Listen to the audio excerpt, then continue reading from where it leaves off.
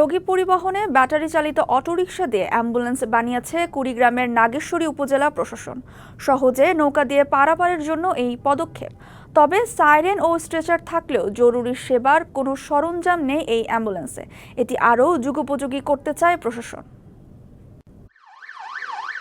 Oxygen, শীতাতপ নিয়ন্ত্রণ ব্যবস্থা কিংবা কোনো জরুরি সেবার কোনো সরঞ্জাম নেই, তবুও এটি অ্যাম্বুলেন্স। কুড়িগ্রামের নাগেশ্বরীতে ব্যাটারি চালিত অটোরিকশার আকার পরিবর্তন করে পরিবহন করা হচ্ছে রোগী।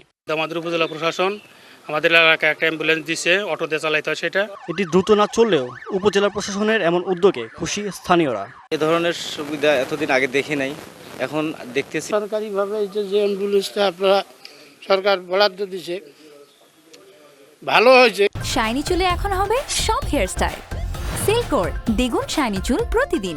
তবে স্থায়ীভাবে একটি ইঞ্জিন চালিত অ্যাম্বুলেন্সের ব্যবস্থা করার দাবি কষাকাটা, কেদার ও বল্লভের খাস ইউনিয়নের বাসিন্দাদের। 3টি ইউনিয়নের মানুষের কথা চিন্তা করে যদি একটি সরকারিভাবে অ্যাম্বুলেন্স বরাদ্দ দেওয়া যায় ড্রাইভার সহ, তাহলে হয়তো আমরা যে সেবাটা দিতে চাচ্ছি এই সেবাটা আমরা ইনশাআল্লাহ দিতে পারবো। সহজে নৌকা দিয়ে পারাপার করা যায় বলে তৈরি করা হয়েছে এমন অ্যাম্বুলেন্স। সামনে এটি আরও যুগোপযোগী করতে চায় উপজেলার প্রশাসন।